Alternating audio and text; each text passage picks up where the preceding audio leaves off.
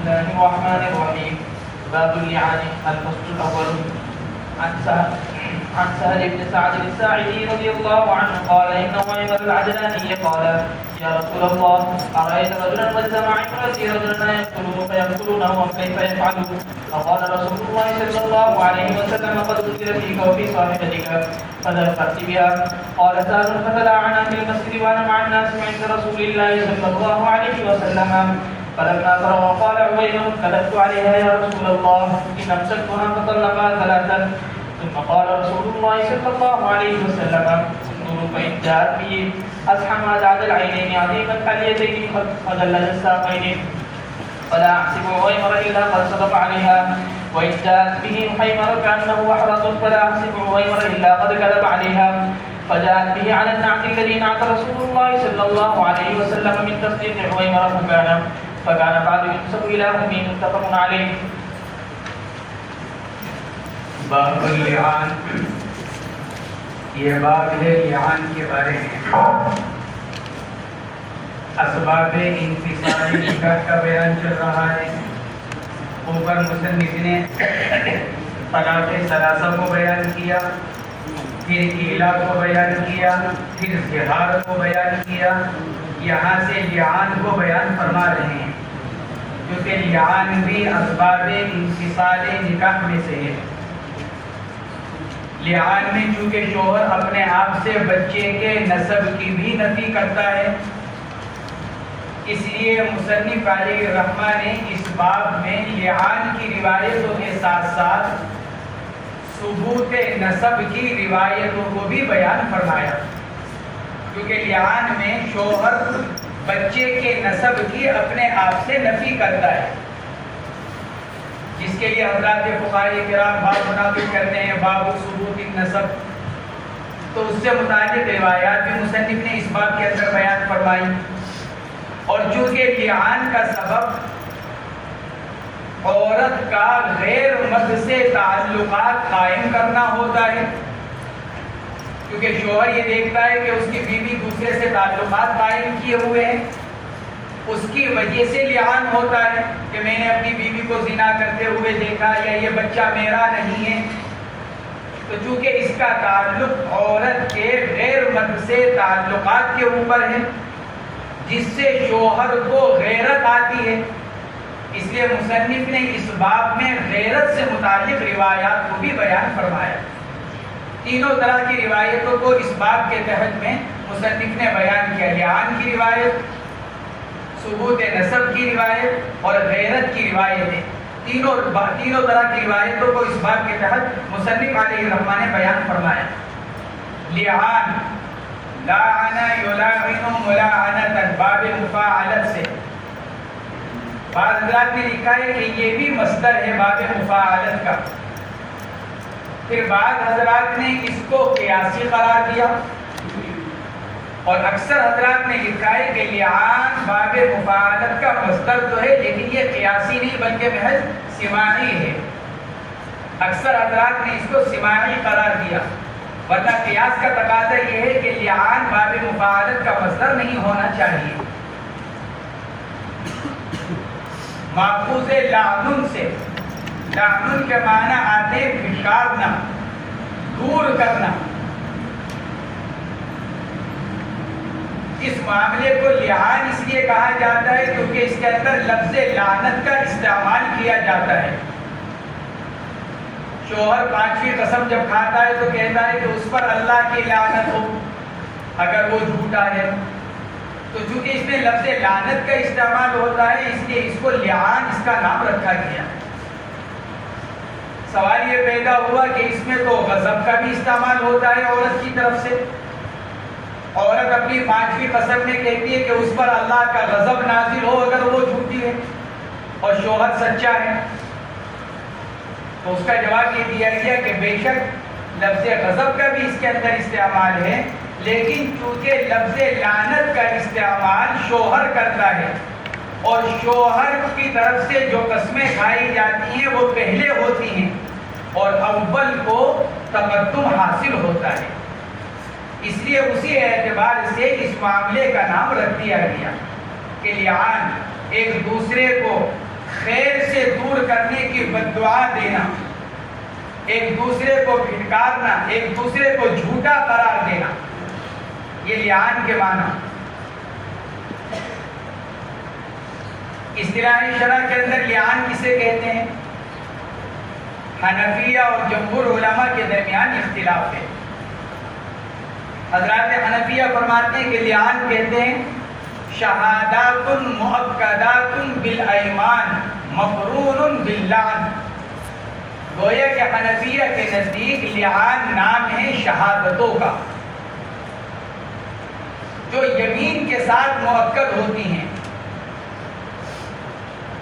اور ان کے اندر لفظ لعنت کو استعمال کیا جاتا ہے۔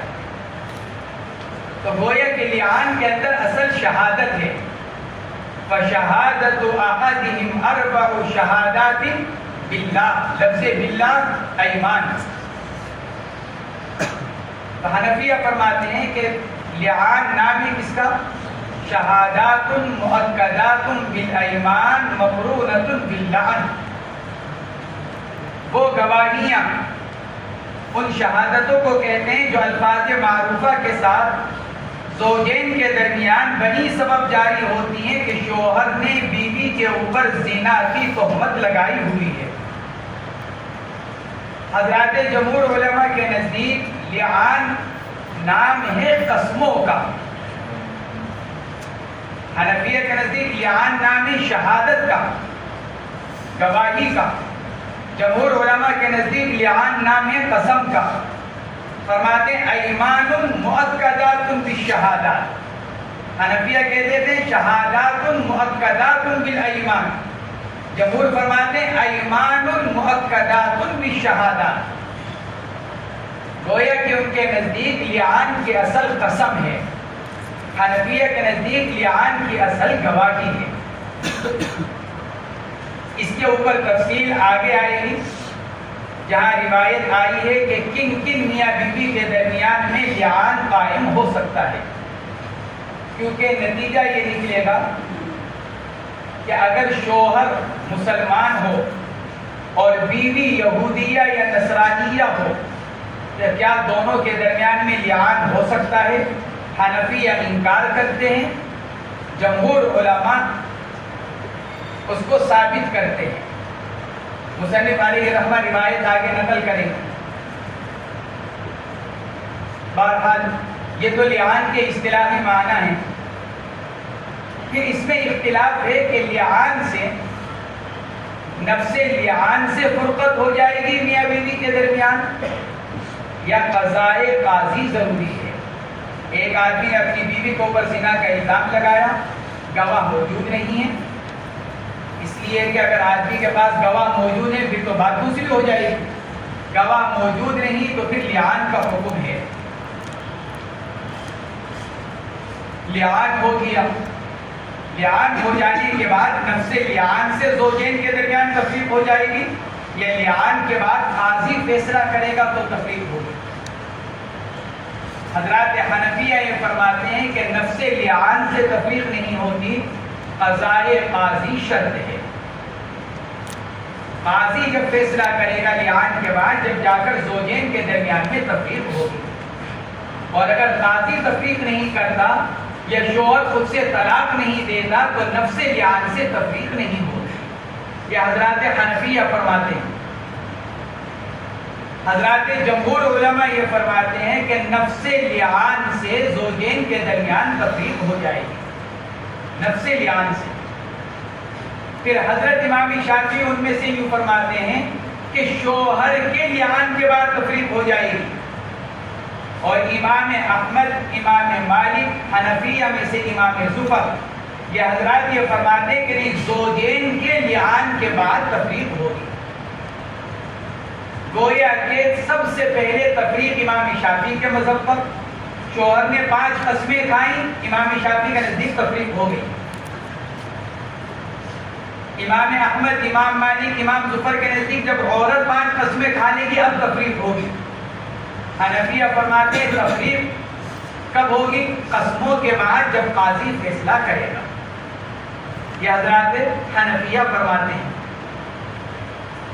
کہ قاضی کی تفریق کے بعد پھر زوجین کے درمیان میں تفریق ہوگی، قاضی کے فیصلے سے پہلے دونوں کے درمیان میں تفریق نہیں ہوگی۔ حضرات ائمہ ثلاثہ جو یوں کہتے ہیں کہ نفس لعان سے تفریق ہو جاتی ہے، پھر اگرچہ ان کے درمیان میں جزوی اختلاف ہے کہ تفریق ہوگی کب، لیکن بہرحال اس پر وہ سب متفق ہے کہ نفس لعان سے تفریق ہو جاتی ہے۔ ان کا مستدل اس باب کی تیسری روایت جو حضرت عبداللہ ابن عمر رضی اللہ تعالی عنہما سے نقل کی گئی، اس روایت سے حضرات ائمہ ثلاثہ نے استدلال کیا۔ حضور پاک علیہ السلام نے متلاعنین یعنی میاں بیوی جو لعان کر رہے تھے ان دونوں سے ارشاد فرمایا تھا، شوہر سے فرمایا تھا لا سبیل لک علیہا، کہ اب تمہارا اس کے اوپر کوئی قابو نہیں ہے۔ گویا کہ لعان کرنے کے بعد ہمارے اس کے درمیان میں تفریق ہو گئی، یا آپ نے شوہر سے ارشاد فرمایا تھا لا سبیل لک علیہا۔ جب شوہر نے لعان کیا تو اس وقت اللہ کے نبی نے یہ ارشاد فرمایا لا سبیل لک علیہا، کہ اب تمہارا اس کے اوپر کوئی قابو نہیں ہے۔ معلوم ہوا کہ نفس لعان سے تفریق ہو گئی۔ حنفیہ کی طرف سے اس کا جواب یہ دیا گیا کہ یہ بھی تو ممکن ہے کہ اللہ کے نبی علیہ السلام نے یہ جملہ دونوں کے لعان سے فارغ ہو جانے کے بعد بطور قاضی ارشاد فرمایا ہو، کیونکہ اس وقت کو قاضی کون تھے؟ اللہ کے نبی علیہ السلام۔ حکم تو آپ ہیں، قاضی تو آپ ہیں اس وقت، تو ممکن ہے کہ اللہ کے نبی علیہ السلام نے اس وقت بحیثیت بطور قضا یعنی بطور فیصلہ آپ علیہ السلام نے یہ ارشاد فرمایا ہو کہ لا سبیل لک علیہا۔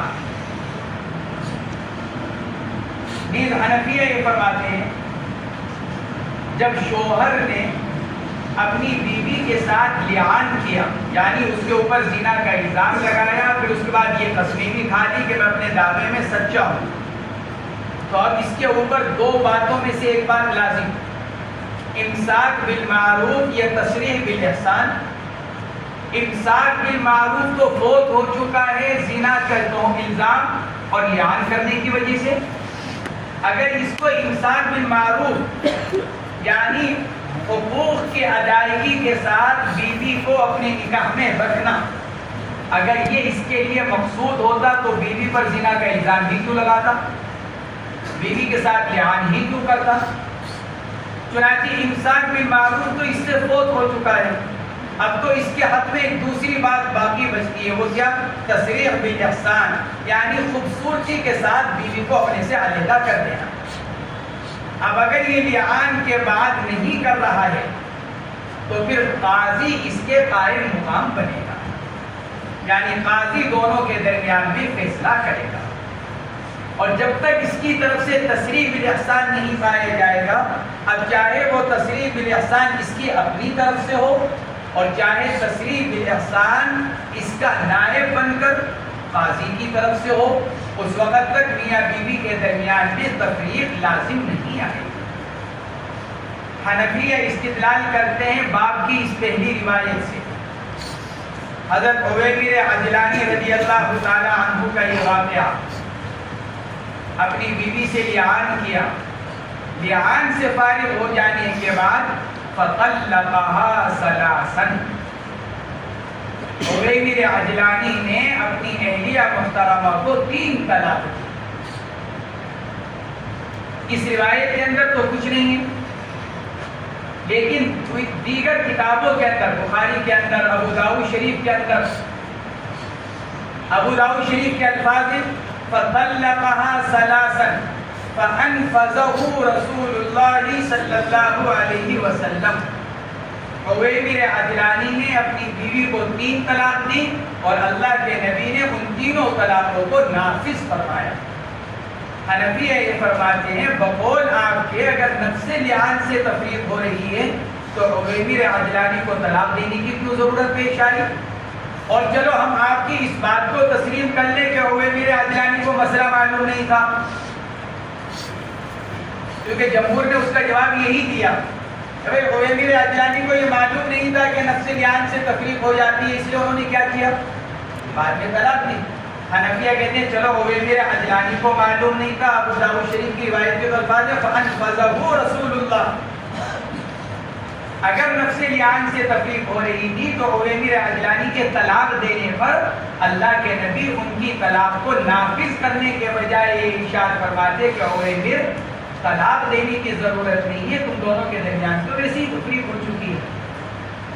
آپ تو یوں فرماتے بھائی، آپ یوں کہتے ہیں کہ نفس لیان سے تفریق ہو گئی، عویمر طلاق دے رہے ہیں، تو آپ کے قول کے مطابق پھر اللہ کے نبی کو کیا فرمانا چاہیے تھا کہ تفریق تو ہو چکی ہے، تم کیوں طلاق دے رہے ہو؟ آپ کے یہ فرمانے کے بجائے کیا کرنا؟ انفذہ رسول اللہ صلی اللہ علیہ وسلم، آپ کا عویمر کی دی ہوئی 3 طلاق کو نافذ کرنا، یہ اس بات کو بتلا رہا ہے کہ نفس لیان سے تفریق نہیں ہوگی، ورنہ اللہ کے نبی علیہ السلام عویمر عجلانی کی دی ہوئی 3 طلاق کو نافذ نہ فرماتے۔ اگلی روایت آ رہی ہے، اس کے اندر ہے کہ ایک میاں بیوی نے لیان کیا، فَفَرَّقَ بَيْنَهُمَا، لیان کر لینے کے بعد پھر اللہ کے نبی علیہ السلام نے ان دونوں کے درمیان تفریق کرائی۔ فَفَرَّقَ بَيْنَهُمَا، میاں بیوی نے لیان کیا اللہ کے نبی کی موجودگی میں، اور پھر اس کے بعد کیا ہوا؟ فَفَرَّقَ بَيْنَهُمَا، اللہ کے نبی نے دونوں کے درمیان تفریق کرائی۔ سوال یہ ہے کہ جب نے نفس لیان سے تفریق ہو گئی تو اللہ کے نبی کو کیا ضرورت پیش آ رہی ہے تفریق کرانے کی؟ اللہ کے نبی کا تفریق کرانا، عویمر عجلانی کا طلاق دینے کے بعد اللہ کے نبی کا ان کو نافذ کرنا، یہ اس بات کی دلیل ہے کہ نفس لیان سے تفریق نہیں ہوتی جب تک کہ قضاء قاضی یا شوہر کی طرف سے علیحدگی کے الفاظ نہ پائے جائیں۔ یہ اس کے اندر یہ اختلاف ہے جس کو مصنف علیہ الرحمٰن نے بیان فرمایا۔ پہلی روایت حضرت سہل بن سعد رضی اللہ تعالی عنہ سے ہے۔ سہل جب یہ ایمان لے کر آئے تو ان کا نام تھا حزن، حزن کے معنی آتے ہیں رنج و غم کے، اللہ کے نبی نے ان کا نام بدل کر سہل رکھا، سہل کے معنی آتے ہیں آسانی کے۔ حضور پاک علیہ السلام کا جب انتقال ہوا تو ان کی عمر 15 سال کی، حضرت سہل بن سعد 15 سال کی عمر کی۔ امام باقری رحمۃ اللہ علیہ جو مشہور مورخ ہیں انہوں نے لکھا ہے کہ بوقت انتقال ان کی اپنی عمر 100 سال کی، 100 سال کی عمر پائی حضرت سہل بن سعد نے، اور لکھا ہے محدثین نے کہ مدینہ منورہ میں صحابہ میں سب سے آخر میں ان کا انتقال ہوا، حضرت سہل بن سعد رضی اللہ تعالی عنہ۔ قال فرماتے ہیں ان عویمر العجلانی، عویمر عامر کی تصغیر ہے، عویمر عامر کی تصغیر، العجلانی عویمر عجلانی، انہوں نے عرض کیا یا رسول اللہ ارائیت رجلا، اے اللہ کے نبی آپ کی کیا رائے ہے؟ ارائیت رجلا، کیا رائے ہے آپ کی اس آدمی کے بارے میں؟ وجد مع امرأته رجلا، عجلانی یہ بنی عجلان کی طرف منسوب ہے، عویمر عجلانی، عین کا فتحہ جیم کا سکون، بنی عجلان کی طرف یہ منسوب ہے، اور بنی عجلان انصار کی ایک شاخ، گویا کہ عویمر عجلانی رضی اللہ تعالیٰ عنہ انصاری صحابی ہیں۔ عرض کیا یا رسول اللہ کیا رائے ہے آپ کی اس آدمی کے بارے میں؟ کیا فرماتے ہیں آپ اس آدمی کے بارے میں جو پائے اپنی بیوی کے ساتھ کسی اجنبی مرد کو، یعنی ان کو زنا کی حالت میں دیکھے؟ ایقتلہ، کیا شوہر اس زانی کو قتل کر دے؟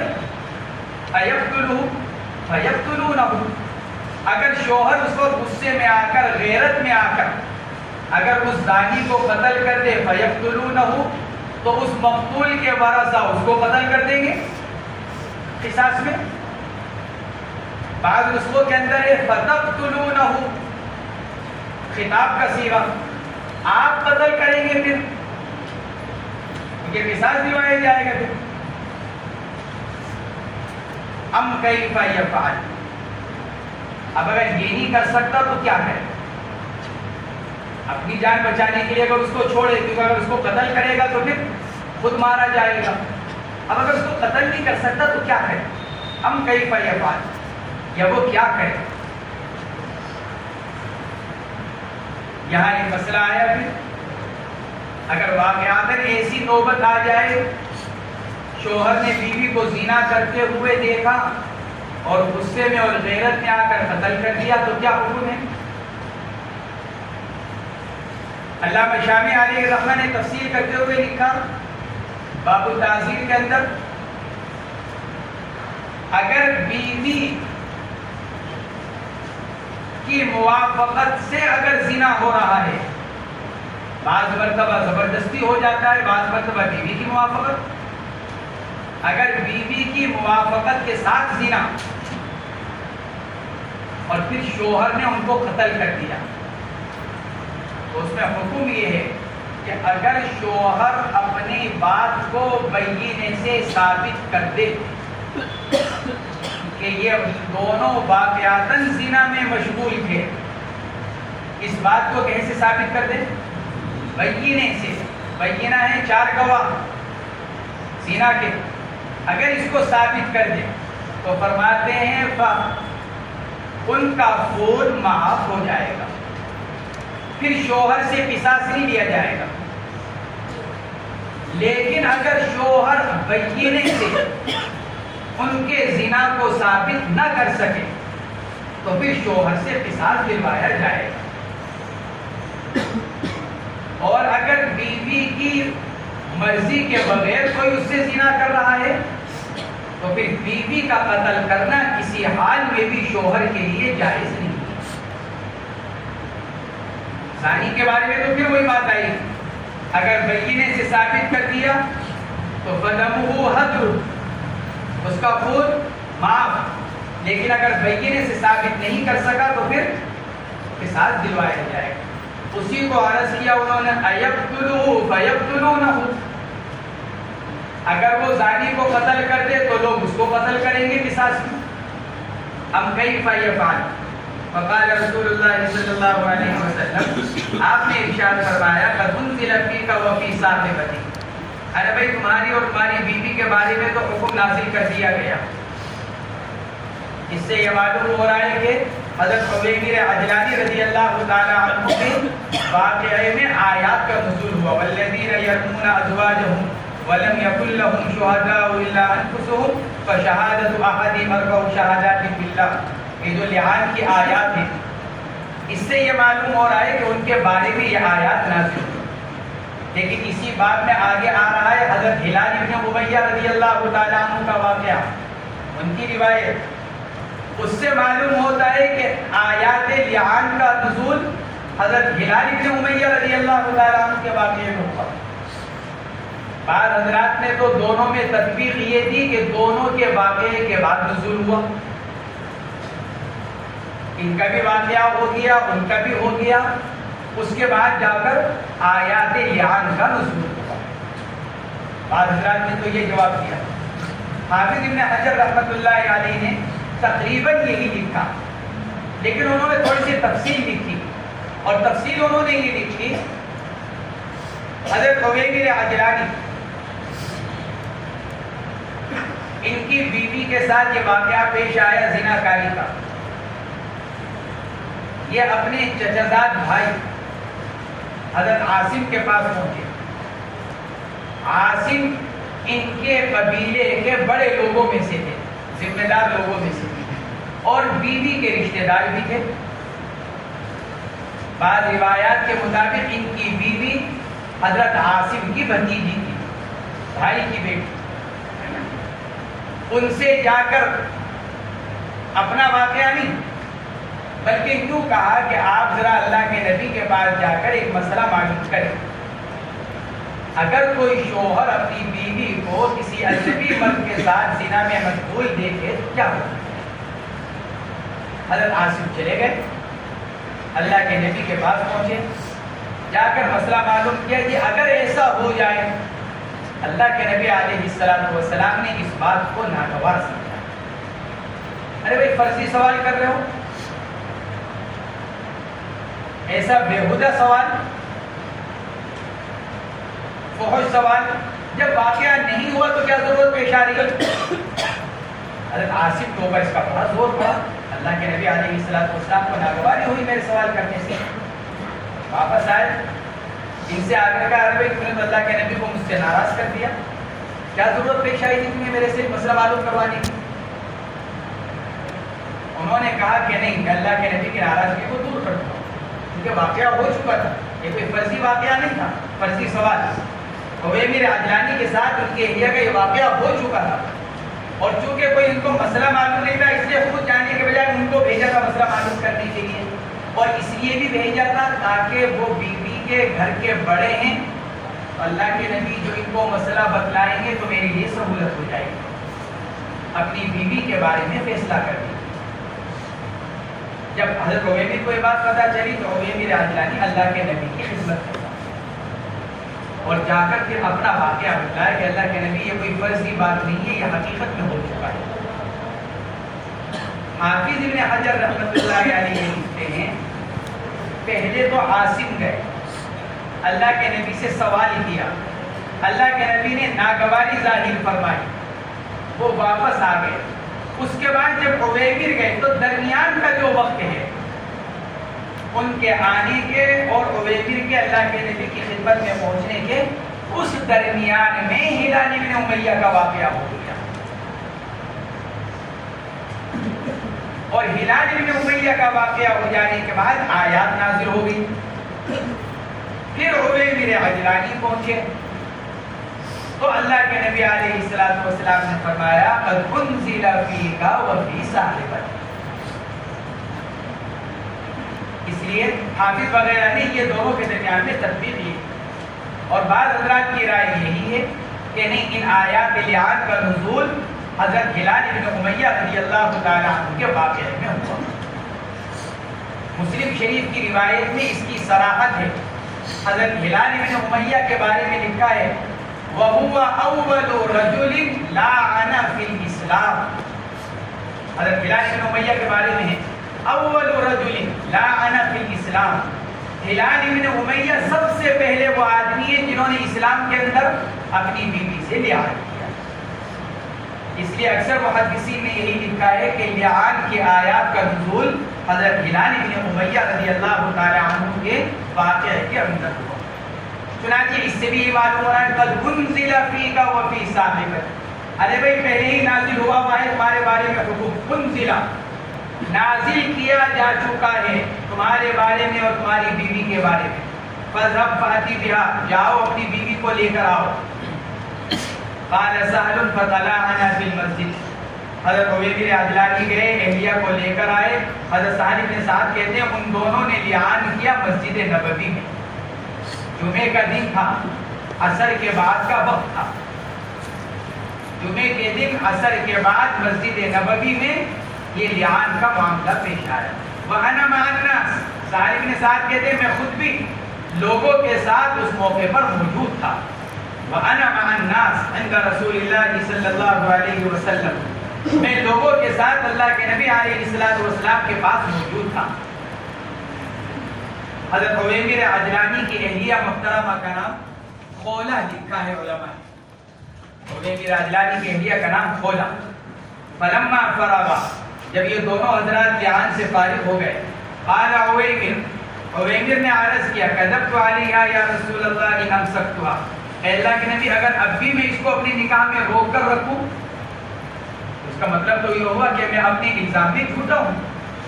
لوگ یوں کہیں گے ایک طرف تو اپنی بیوی کو پر زنا کا الزام لگایا، تہمت لگائی، لعان کیا، اس کے باوجود اپنی نکاح میں روکے ہوئے، اس کا مطلب یہ کہ جھوٹ بول رہا تھا۔ ورنہ کون آدمی دیکھی ہوئی مکھی کو نگلے گا؟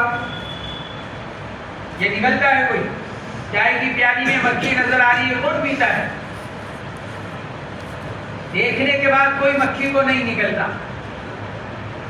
اس لیے عویمر عجلانی رضی اللہ تعالیٰ عنہ نے عرض کیا یا رسول اللہ اگر میں اب بھی اس کو اپنی نکاح میں باقی رکھتا ہوں لوگ کہیں گے جھوٹا ہے، جھوٹا الزام لگایا۔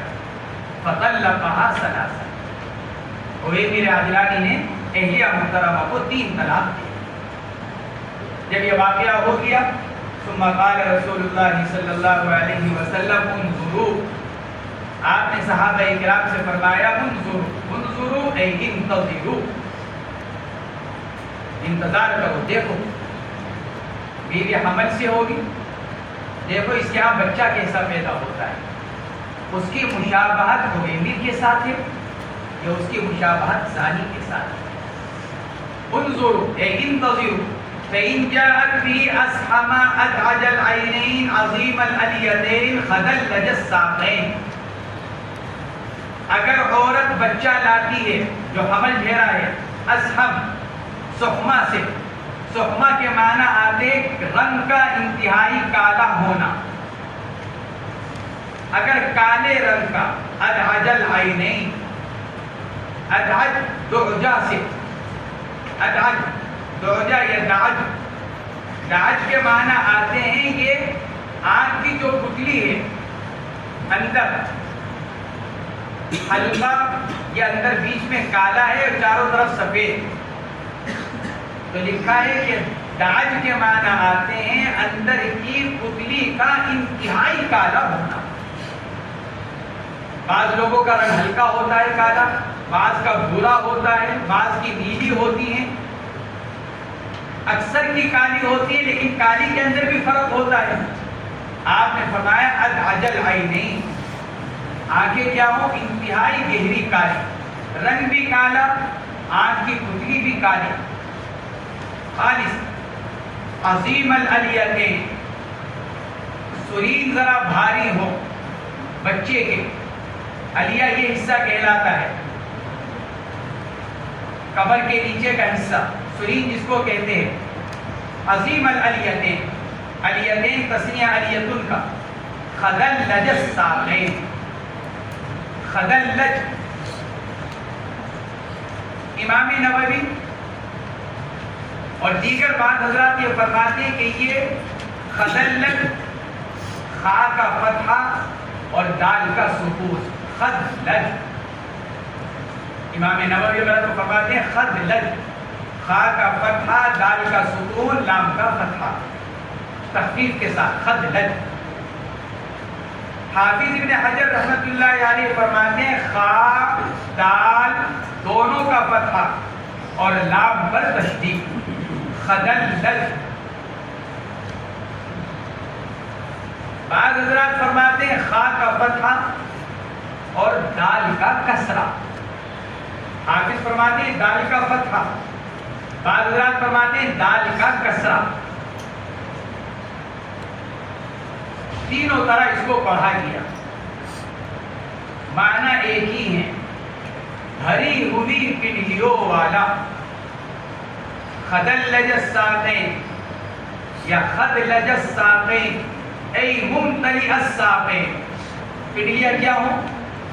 پنڈلیاں بھری ہوئی، بھاری ذرا گوشت سے پٹ، اگر ایسا بچہ نکلے خدلج الساقین فلا احسب عویمرا الا من صدق علیہا، بھئی میرا گمان یہ ہے کہ پھر عویمر نے زنا کے بارے میں سچ بولا، گویا کہ زانی اسی صفت پر تھا، جس کے ساتھ بیوی نے زنا کیا تھا وہ کالے رنگ کا، بھرے ہوئی پنڈلیوں والا، موٹے پھولے والا، اس لیے فرمایا کہ اگر بچہ ایسا آئے تو اس کا مطلب ہے کہ واقعاتاً بیوی نے زنا کرایا اور عویمر اپنے الزام میں سچے ہیں۔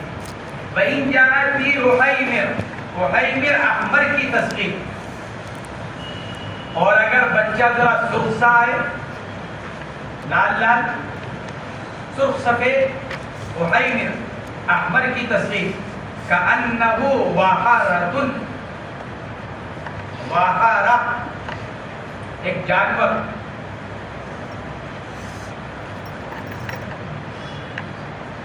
چھپکلی کے معنی ایک جانور جو زمین سے بالکل چپک کر چلتا ہے، تو چھپکلی ہے، چھپکلی ہی کی طرح کا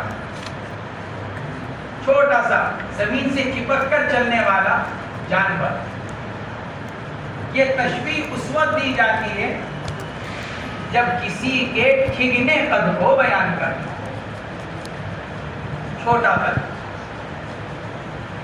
کأنہ وہب، گویا کہ عویمر عجلانی رضی اللہ تعالی عنہ کا قد ذرا چھوٹا تھا اور رنگ سرخ. آپ نے فرمایا اگر بچہ اس رنگ کا آئے، اس صفت کا آئے، تو میرا گمان یہ ہے کہ پھر عویمر نے بیوی کے بارے میں جھوٹ بولا، کیونکہ بچے کی مشابہت ان کے ساتھ ہے. فجاءت به على النعت الذي نعت رسول الله صلی اللہ علیہ وسلم من تصدیق عویمر. فرماتے ہیں پھر عورت بچہ لے کر آئی اس صفت پر جو اللہ کے نبی علیہ السلام نے بیان فرمائی تھی حضرت عویمر کی تصدیق کرتے ہوئے. یعنی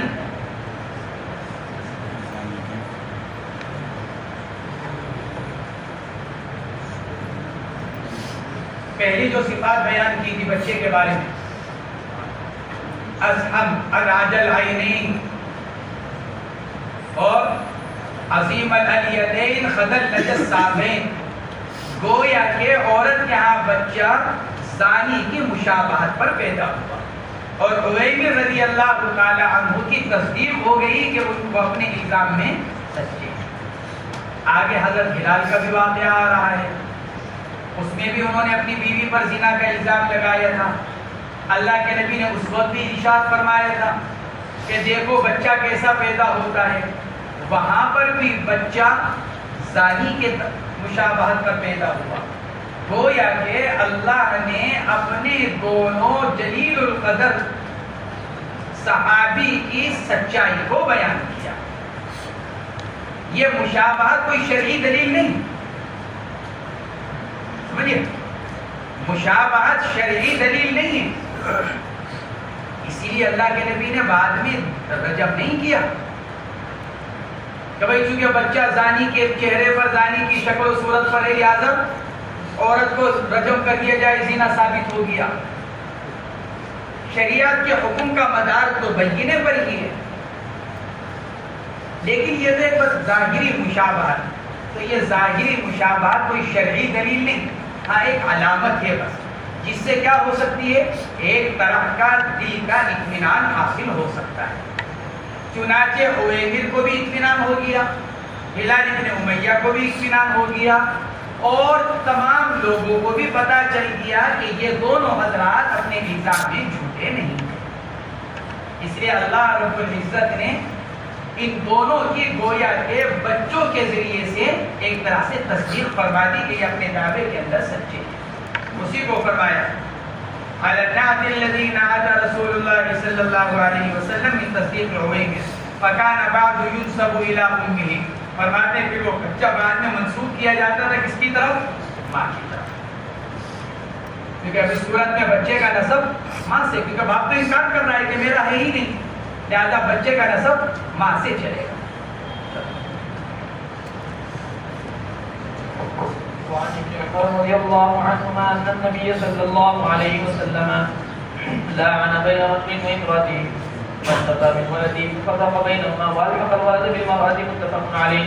وفي حديثه لولا أن رسول الله صلى الله عليه وسلم وعظه ذكره وأخبره عن عذاب الدنيا ومن عذاب الآخرة ثم دعاها فوعظها وذكرها وأخبرها عن عذاب الدنيا ومن عذاب الآخرة. عبداللہ ابن عمر رضی اللہ تعالی عنہ کی روایت ہے کہ نبی کریم علیہ السلام نے لعان کروایا ایک مرد اور اس کی بیوی کے درمیان. فانتفا من ولدها، فانتفا میں فا سببیہ ہے. لعان کیوں ہوا تھا؟ شوہر کے اپنے بچے سے انکار کرنے کی وجہ سے. فلسفہ من ولدہا کے معنی یہ نہیں کہ اللہ کے نبی نے پھر نفی کر دی اس کے بچے کی. کبھی اس کا معنی یہ کرنے بیٹھ جاؤ کہ فلسفہ من ولدہا کہ اللہ کے نبی نے میاں بیوی کے درمیان لعان کرایا اور پھر کیا کر دیا؟ بچے کی نفی کر دی. نہیں، فا سببیہ، ان میاں بیوی کے درمیان میں لعان کی ضرورت کیوں پیش آئی؟ شوہر کے اپنی بیوی کے بچے کے اپنے سے نفی کرنے کی وجہ سے. اس نے جا کر یوں کہا تھا اللہ کے نبی کے پاس کہ اللہ کے نبی یہ بچہ میرا نہیں ہے. اس کا نتیجہ کیا نکلا کہ بیوی نے زنا کرایا. تو پھر اللہ کے نبی علیہ السلام نے دونوں کے درمیان میں لعان فرمایا. آدمی اپنے بچے کی نفی کب تک کر سکتا ہے؟ ایک آدمی کا بچہ پیدا ہوا اور پھر وہ یوں کہنے لگے کہ یہ بچہ میرا نہیں، تو کب تک نفی کر سکتا ہے؟ حضرات فقہاء کرام نے لکھا ہے، شادی وغیرہ کے اندر ہے اس کی تفصیل، فرماتے ہیں کہ اگر بچے کی پیدائش کے فوری بعد اگر نفی کرتا ہے، فوری بعد یا جس وقت اس کو اطلاع ملی اس وقت، تو پھر اس کا نفی کرنا درست ہوگا. اور اگر کچھ وقت گزر جانے کے بعد بچہ پیدا ہوا، لوگوں نے آ کر مبارکباد دی، جو آ رہا ہے سامان لے کر آ رہا ہے، کوئی کچھ لے کر آیا، کوئی کچھ لے کر آیا اور کمرہ بھر گیا، اب ہفتہ بھر کے بعد کہہ رہا ہے کہ یہ بچہ میرا ہے.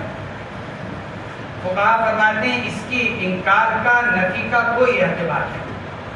ارے بھائی بچہ اگر تمہارا نہیں تھا تو لوگوں سے مبارکباد کیوں قبول کی؟ اگر بچہ تمہارا نہیں تھا تو جب لوگ لفافہ اور سامان لے کر آ رہے تھے تم وصول کیا؟ تمہارا مبارکبادی کو قبول کرنا، آئے ہوئے سامان کو رکھنا، یہ اس بات کی دلیل ہے کہ یہ بچہ تمہارا ہے. اس لیے اگر بچہ پیدا ہو جانے کے بعد اگر کوئی بچے کی نفی کرتا ہے تو وہ اس شرط کے ساتھ کہ فوری طور پر انکار کرے. تو فَانْتَفَىٰ مِنْ وَلَدِهَا فَفَرَّقَ بَيْنَهُمَا. تو پھر لعان کے بعد اللہ کے نبی علیہ السلام نے دونوں کے درمیان میں تفریق کرائی. وَأَلْحَقَ الْوَلَدَ بِالْمَرْأَةِ. اور چونکہ انہوں نے انکار کر دیا تھا کہ بچہ میرا نہیں، اس لیے اللہ کے نبی علیہ السلام نے بچے کا نسب کس سے ملحق کر دیا؟ بیوی کے ساتھ، ماں کے ساتھ. آپ نے اعلان فرما دیا تھا اب اس بچے کو اس کے باپ کے ساتھ نہ پکارا جائے بلکہ اس بچے کو ماں کے ساتھ پکارا جائے. حضرات جمہور علماء کا مذہب یہی ہے. حنفیہ، شافعیہ، حنابلہ سب حضرات یہی کہتے ہیں کہ لعان کے بعد بچے کا نسب ماں سے ثابت ہوگا. امام ابو یوسف رحمۃ اللہ علیہ یہ فرماتے ہیں کہ نسب تو ماں سے ہی ثابت ہوگا لیکن قاضی کو چاہیے اس کا باقاعدہ اعلان کروا دے. امام ابو یوسف فرماتے ہیں قاضی کو چاہیے باقاعدہ اعلان کروا دے کہ بھئی آج سے یہ بچے کا نسب اور اس کی اضافت اس کے باپ کی طرف نہیں کی جائے گی بلکہ اس کی ماں کی طرف کی جائے گی. وفی حدیثی لہما فرماتے ہیں اور بخاری اور مسلم ہی کی عبداللہ ابن عمر سے روایت ہے. حدیثی ہی ضمیر لوٹ رہی ہے ابن عمر کی طرف، لہما کی ضمیر لوٹ رہی ہے بخاری اور مسلم کی طرف. وفی حدیثی لہما اور عبداللہ ابن عمر کی حدیث میں جو بخاری اور مسلم کی ہے اس میں یہ بھی ہے اللہ کے نبی علیہ السلام نے ان کو نصیحت کی، وعظہ وذکرہ واخبرہ. جب لعان ہونے لگا تو اللہ کے نبی علیہ السلام نے دونوں کو سمجھایا. پہلے شوہر کو سمجھایا، نصیحت کی، خیر خواہی کی باتیں کہیں اور آپ نے ان کو یہ بتلایا کہ ان عذاب الدنیا احون من عذاب الاخرہ. ارے بھائی دیکھو یہاں اگر جھوٹی قسم کھاؤ گے تو عزت تو بچ جائے گی ظاہر میں، لیکن آخرت کا عذاب پھر دنیا کی ذلت کے مقابلے میں بہت بھاری ہے. کیوں؟ اس لیے کہ وہ باقی رہنے والی اور دنیا کی ذلت ہو اور دنیا کی عزت ہو وہ وقتی اور عارضی ہے. دنیا کی عزت بھی عارضی، دنیا کی ذلت بھی عارضی. اس لیے فرمایا ان عذاب الدنیا احون من عذاب الاخرہ. دنیا کا عذاب احون ای اسهل. کیوں؟ اس لیے کہ ختم ہونے والا ہے، وہ زیادہ ہلکا ہے آخرت کے عذاب سے، کیونکہ آخرت کا عذاب باقی رہنے والا ہے. ثم دعاها ووعظها وذكرها. پھر اس کے بعد عورت کو بھی بلایا، ان کو بھی نصیحت کی، ان کو بھی بتلایا ان عذاب الدنیا احون من عذاب الاخرہ. آپ نے دونوں سے اس بات کو ارشاد فرمایا کہ بھئی دیکھو آخرت کا عذاب کا معاملہ بڑا عجیب ہے، بڑا نازک ہے، سخت ہے. اس لیے آخرت کے عذاب پر دنیا کی ذلت کو ترجیح مت دو. دنیا کی ذلت، اگر تم یہ اعتراف کرو گے کہ میں جھوٹ بول رہا تھا، شرمندگی تو ہوگی، لوگ جھوٹا کہیں گے، آر دلائیں گے، لیکن وہ وقتی ہوگا. آخرت میں تمہیں اس کے اوپر کوئی گناہ نہیں رہے گا. لیکن اگر اس وقت تم نے جھوٹی قسم کھا لی، دونوں میں سے کس نے بھی کھائی، تو وہ دنیاوی اعتبار سے تو ذلت سے بچ جائے گا، لیکن آخرت کے سخت عذاب کے اندر مبتلا ہوگا. اس سے اللہ کے نبی علیہ السلام نے دونوں کو نصیحت فرمائی. حضرات فقہاء کرام نے لکھا ہے قاضی کے لیے مستحب ہے کہ وہ لعان سے پہلے کیا کرے، دونوں کو نصیحت کرے، دونوں کو بتلائے کہ بھائی دیکھو یقینی طور پر تم میں سے ایک جھوٹا ہے، دونوں تو سچے ہو نہیں سکتے. یہ یوں کہہ رہا ہے بیوی نے زنا کیا، بیوی یوں کہہ رہی میں نے زنا نہیں کیا، تو نہ دونوں سچے ہو سکتے ہیں نہ دونوں جھوٹے ہو سکتے ہیں. ایک سچا ہے ایک جھوٹا ہے، لیکن کون سچا اور کون جھوٹا ہے یہ تو تم دونوں جانتے ہو یا اللہ جانتا ہے. وہ دونوں جانتے ہیں کہ دونوں میں سے کون جھوٹ بول رہا ہے، اور پھر اللہ تو جانتے ہی. اس لیے اگلی روایت کے اندر بھی آ رہا ہے، آپ علیہ السلام نے فرمایا تھا احدکما کاذب، تم میں سے ایک یقینی طور پر جھوٹا ہے، لہذا جو جھوٹا ہے وہ جھوٹی قسم کھانے سے رک جائے. وعن رضي الله تعالى عنه أن النبي صلى الله عليه وسلم قال للمتلاعنين حسابكما على الله أحدكما كاذب لا سبيل لك عليها. قال يا رسول الله ما لي؟ قال لا مال لك، إن كنت صدقت عليها فهو بما استحللت من فرجها، وإن كنت كذبت عليها فذلك أبعد وأبعد لك منها، فذاك أبعد وأبعد لك منها. متفق عليه. یہ بھی عبداللہ ابن عمر رضی اللہ تعالی عنہ کی روایت ہے، اور اس سے ائمہ ثلاثہ نے استدلال کر رکھا ہے کہ نفس لعان سے تفریق ہو جاتی ہے. لا سبیل لک علیہا کے جملے سے حضور پاک علیہ السلام نے لعان کرنے والوں سے ارشاد فرمایا تھا حسابکما علی اللہ، تمہارا معاملہ کس کے اوپر؟ اللہ کے اوپر. سچ اور جھوٹ کا حساب اللہ لیں گے. احدکما کاذب، تم میں سے ایک جھوٹا ہے، ایک سچا ہے ایک جھوٹا ہے. احدکما کاذب لا سبیل لک علیہا، آپ نے ارشاد فرمایا تھا تم کو، شوہر سے فرمایا تھا تم کو بیوی کے اوپر کوئی اختیار نہیں ہے. لا سبیل لک علیہا. اس سے ایک مسئلے پر اور استدلال کیا گیا، لا سبیل لک علیہا. میاں بیوی کے درمیان جب لعان ہو جائے، لعان کے بعد جب تفریق ہو جائے، جمہور علماء کے نزدیک نفس لعان سے، حنفیہ کے نزدیک قضاء قاضی سے تفریق ہو گئی. مسئلہ یہ ہے کہ یہ تفریق دائمی ہے یا یہ تفریق ختم ہو سکتی ہے، یعنی آئندہ دونوں کا کیا نکاح ہو سکتا ہے، یہ ہے ایک مسئلہ. حضرات جمہور علماء تو یہ فرماتے ہیں کہ لعان کے بعد آنے والی تفریق دائمی ہے، حرمت دائمی. اب آئندہ کبھی بھی یہ دونوں میاں بیوی نہیں بن سکتے، یہ حضرات جمہور علماء فرماتے ہیں. اور وہ اس تفریق کو، لعان کے ذریعے سے ہونے والی تفریق کو فسخ نکاح قرار دیتے ہیں کہ یہ کیا ہے، فسخ نکاح. اور فسخ نکاح کے اندر فرقت دائمی ہوتی ہے. حنفیہ میں سے امام ابو یوسف بھی اسی کے قائل ہیں. حضرات طرفین امام ابو حنیفہ اور امام محمد یہ دونوں حضرات یہ فرماتے ہیں کہ لعان کے بعد قضاء قاضی سے جو تفریق ہوتی ہے وہ طلاق بائنہ کے حکم میں ہے، اور طلاق بائنہ کے ذریعے سے جو تفریق ہوتی ہے وہ فرقت دائمی نہیں ہوگی. جب طلاق کے ذریعے سے فرقت آئے گی تو دائمی نہیں ہوگی. آئندہ اگر نکاح کرنا چاہیں گے شریعت کے قاعدے کے مطابق تو نکاح ہو سکتا ہے. امام ابو حنیفہ اور امام محمد یہ فرماتے ہیں. جمہور علماء اس سے بھی استدلال کرتے ہیں لا سبیل لک علیہا، اللہ کے نبی فرما رہے ہیں اب آئندہ تمہارا اس کے اوپر کوئی زور نہیں، کوئی ملکیت نہیں، یعنی آئندہ اب تم اس سے نکاح نہیں کر سکتے۔ یہ آپ علیہ السلام نے ارشاد فرمایا۔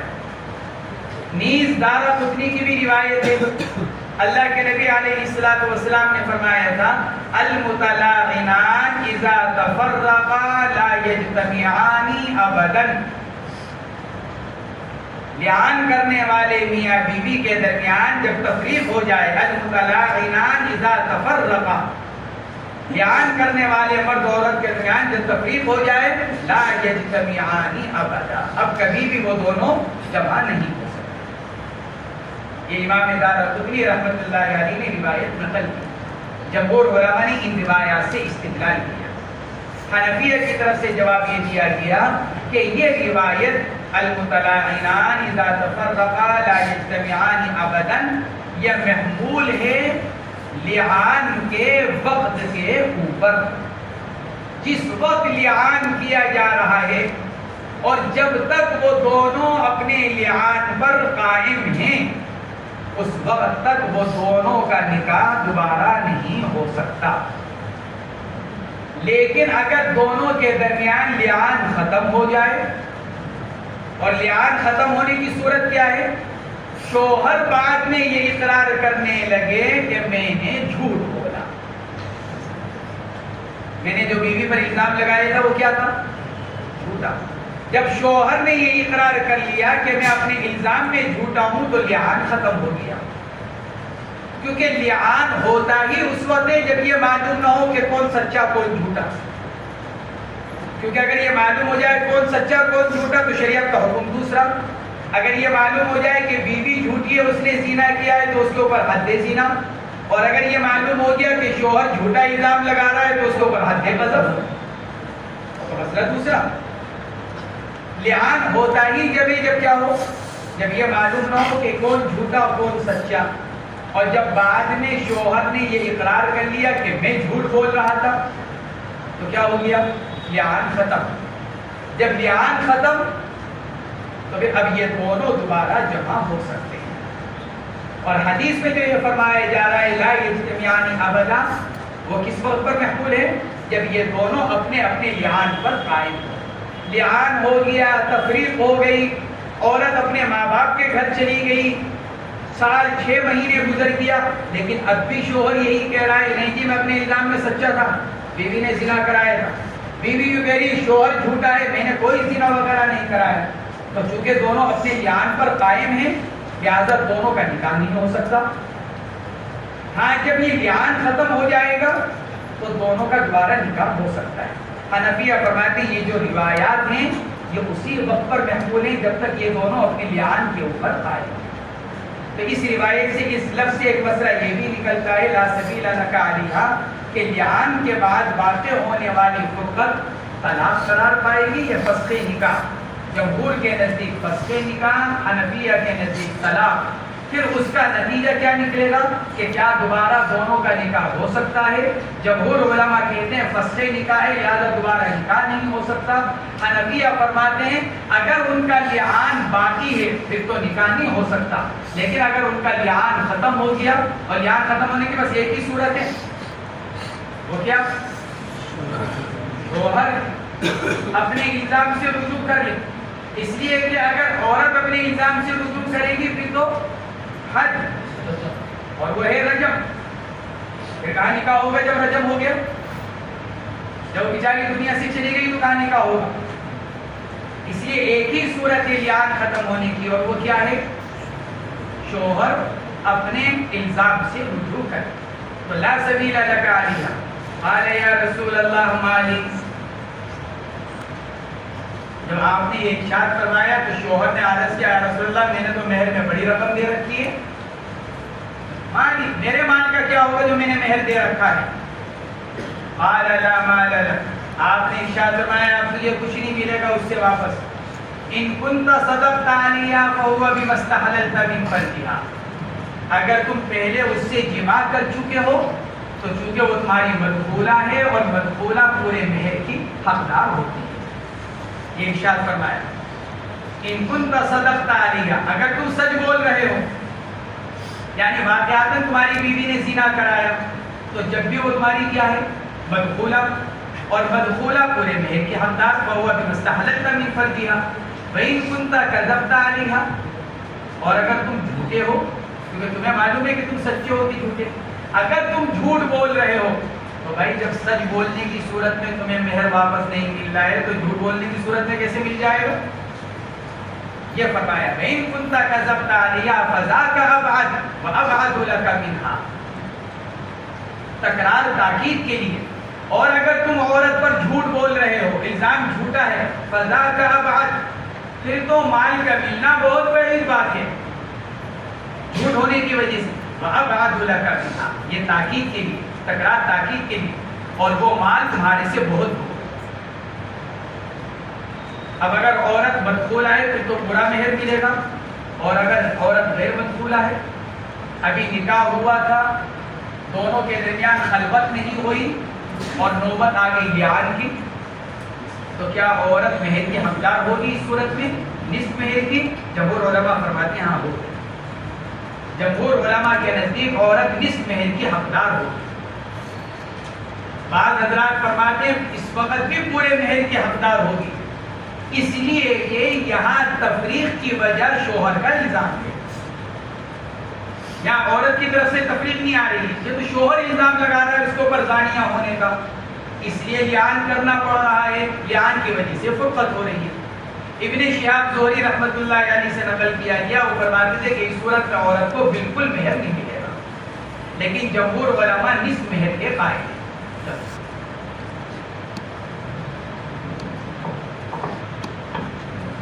وعن ابن عباس رضي الله عنهما أن هلال بن أمية قذف امرأته عند النبي صلى الله عليه وسلم بشريك بن سحماء، فقال النبي صلى الله عليه وسلم البينة أو حدا في ظهرك، فقال يا رسول الله إذا رأى أحدنا على امرأته رجلا ينطلق يلتمس البينة، فجعل النبي صلى الله عليه وسلم يقول البينة وإلا حد في ظهرك، فقال هلال والذي بعثك بالحق إني لصادق فلينزلن الله ما يبرئ ظهري من الحج، فنزل جبرائيل وأنزل عليه والذين يرمون أزواجهم فقرا حتى بلغ إن كان من الصادقين، فجاء هلال فشهده النبي صلى الله عليه وسلم يقول إن الله يعلم أن أحدكما كاذب فهل منكما تائب، ثم قامت فشهدت، فلما كانت عند الخامسة وقفوها وقالوا إنها موجبة، فقال ابن عباس فتلكأت ونكصت حتى ظننا أنها ترجع، ثم قالت لا أفضح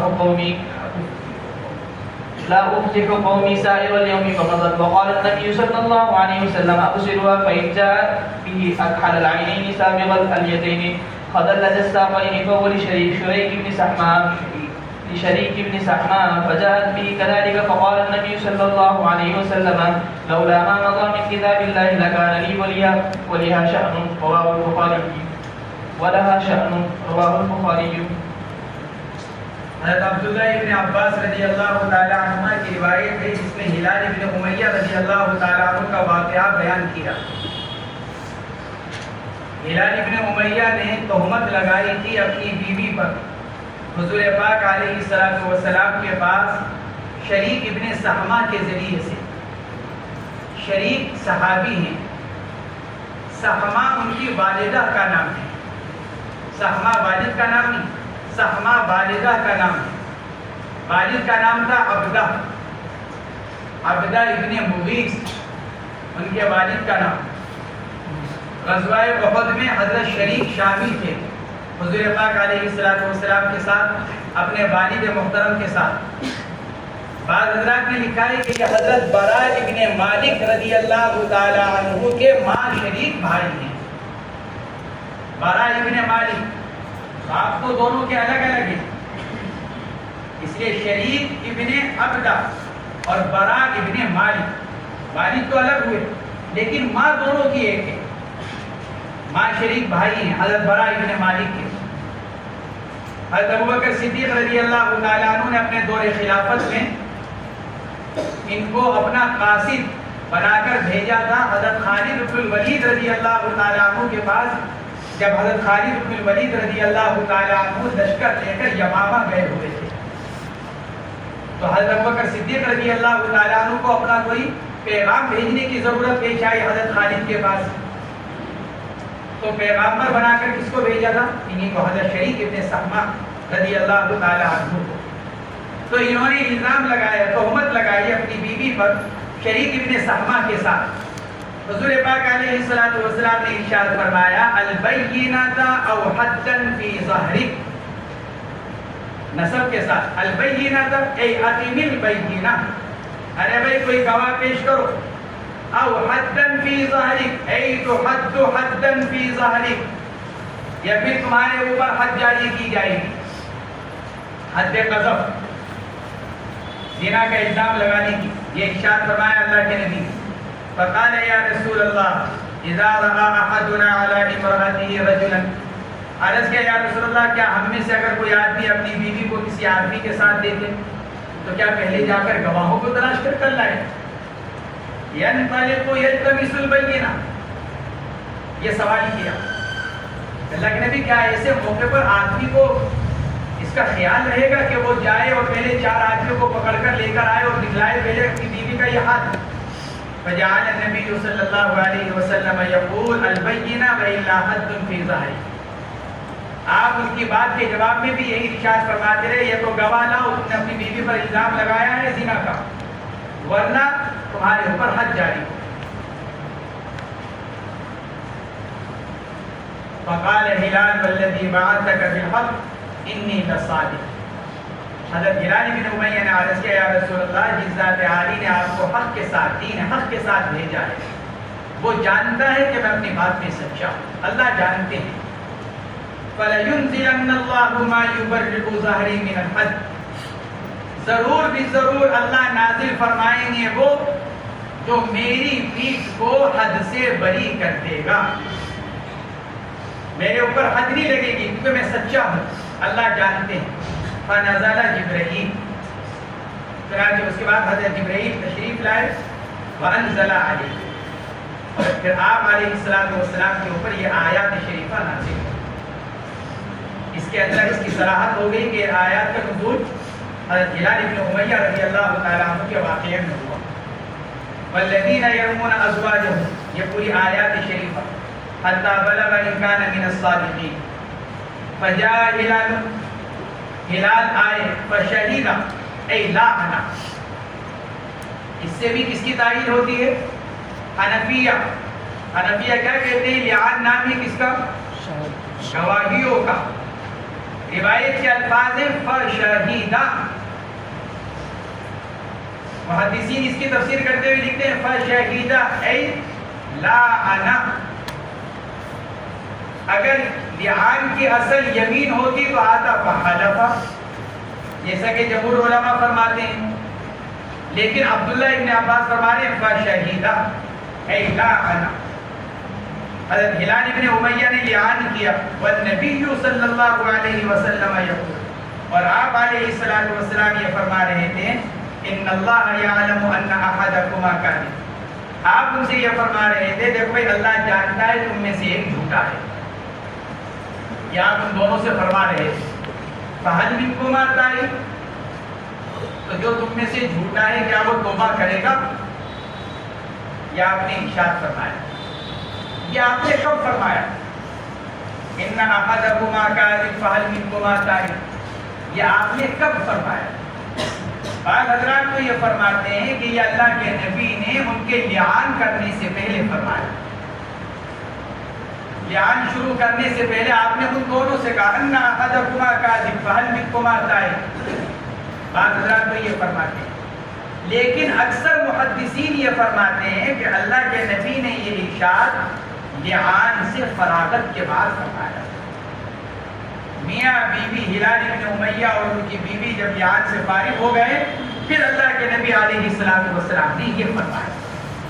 امام نووی، قاضی بہزاوی اور دیگر حضرات نے اسی کو ترکیب کی کہ آپ علیہ السلام نے یہ فرمانا لعان کے بعد تھا. ہمارے بعض اکابر نے اس کے اوپر لکھا امام نووی وغیرہ جو یہ فرما رہے ہیں کہ اللہ کے نبی علیہ السلام نے ان کو لعان کے بعد یہ ارشاد فرمایا ان احدکما کاذب فہل منکما تائب، اس سے تائید ہوتی ہے حنفیہ کی اس مسئلے پر جس میں حنفیہ یوں کہتے ہیں کہ نفس لعان سے تفریق نہیں ہوتی، بلکہ تفریق کب ہوگی؟ قضائے قاضی سے۔ حنفیہ یوں کہتے ہیں کہ امام نووی وغیرہ یوں فرماتے ہیں کہ اللہ کے نبی یہ لعان کے بعد فرما رہے ہیں، اب ہم یوں کہتے ہیں کہ جب لعان سے تفریق ہو چکی تو اب فرمانے کا کیا فائدہ؟ اب اگر توبہ کرتا ہے تو آپ کے مذہب پر تو دوبارہ نکاح بھی نہیں ہو سکتا، اگر توبہ بھی کر لیتا ہے جمہور علماء کہتے ہیں پھر بھی دونوں کا نکاح نہیں ہو سکتا۔ حنفیہ کہتے ہیں آپ ہی کے علماء محققین کی تحقیق پر حنفیہ کی تائید ہوتی ہے اس مسئلے پر کہ نفس لعان سے تفریق نہیں ہوتی، اسی لیے اللہ کے نبی تفریق کرنے سے پہلے پھر سمجھا رہے ہیں۔ ابھی اللہ کے نبی نے تفریق نہیں کی، ابھی لعان ہوا ہے، تفریق سے پہلے پھر سمجھا رہے ہیں ارے بھائی توبہ کر لو جو تم میں سے کوئی جھوٹا ہے، ورنہ کیا کر دیں گے؟ ورنہ ہم تفریق کر دیں گے تم دونوں کے درمیان، پھر علیحدگی ہو جائے گی۔ اس جملے سے بھی حنفیہ کی تائید ہوتی ہے کہ نفس لعان سے تفریق نہیں ہوتی۔ فہل منکما تائب ثم قامت فشہدت، پھر وہ عورت کھڑی ہوئی، اس نے لعان کیا، جب وہ 5ویں قسم پر پہنچی وقفوہا، لوگوں نے ذرا اس کو ارے بھائی رک جاؤ ذرا سوچ لو، بعض حضرات نے اس کو پڑھا وقفوہا تشدید کے ساتھ، اے حددوہا، ڈرایا۔ ارے بھائی دیکھو یہ تیسری قسم بڑی خطرناک ہے، کیونکہ تیسری قسم کے اندر 5ویں قسم کے اندر شوہر کی قسم میں ہے اللہ کی لعنت ہو مجھ پر، اور عورت کی قسم میں ہے اللہ کا غضب ہو مجھ پر، اس لیے اس کو ذرا سا ڈرایا، روکا اس کو۔ وقالوا انہا موجبہ، صحابہ نے کہا کہ دیکھو یہ بات کو پورا کرنے والی قسم ہے، معاملہ ختم ہو جائے گا اس 5ویں قسم پر جا کر۔ قالوا انہا موجبہ، قال ابن عباس فتلکعت، ابن عباس فرماتے ہیں لوگوں کے کہنے پر کھٹک گئی، تلکعت ذرا کھٹکی، ونکست تھوڑی ذرا پیچھے ہو گئی، رجع نکست الٹے پاؤں واپس ہونا، تھوڑی دیر 1-2 قدم پیچھے ہوئے، حتیٰ ظننا انہا ترجع، یہاں تک کہ ہم کو یہ گمان ہونے لگا کہ وہ کیا کرے گی، اقرار کر لے گی کہ وہ زانیہ ہے، جھوٹ بول رہی ہے، انکار میں جھوٹی ہے، انہا ترجع اپنے انکار سے رجوع کر لے گی، یعنی شوہر کے الزام کو قبول کر لے گی، انہا ترجع۔ ثم قالت لا افزع قومی سائر اليوم، پھر کہنے لگے نہیں جی میں آئندہ کے لیے اپنی قوم کو بدنام نہیں کروں گی، لا افزع قومی سائر اليوم، آئندہ کے لیے اپنی قوم کو بدنام نہیں کروں گی۔ اگر میں نے آج یہ اعتراف کر لیا کہ ہاں میں نے زنا کیا تو اپنے اوپر زنا کا اعتراف یہ میری پوری قوم کو بدنام کر دے گا، لہذا میں قوم کی بدنامی کا ذریعہ نہیں بنوں۔ لا افزع قومی سائر اليوم، یوم مراد اس سے جنس ہے، زمانہ، آئندہ کا زمانہ، اور سائر بمعنی جمیع، فمزد، لہذا اس نے 5ویں قسم کی کھائی۔ قال ابن عباس قال النبی صلی اللہ علیہ وسلم ابصروها، آپ نے ارشاد فرمایا ذرا دیکھو، فإن جاءت به أكحل العينين، اگر اس کے ہاں عورت کے ہاں بچہ کالی آنکھوں والا، اکحل اسود، کالی آنکھوں والا، سابق الیتین، بھرے ہوئے کولے والا، خدلج الساقین، موٹی پنڈلیوں والا، وہو لشریک ابن سہما، گویا کہ شریک ابن سہما اسی شکل و صورت کے تھے تو وہ ان کا ہوگا۔ فجاءت به كذلك، عورت کے ہاں بچہ انہی کی مشابہت کا ہوا، گویا کہ اللہ نے حضرت ہلال ابن امیہ رضی اللہ تعالی عنہ کی بھی تصدیق فرما دی کہ وہ سچے ہیں.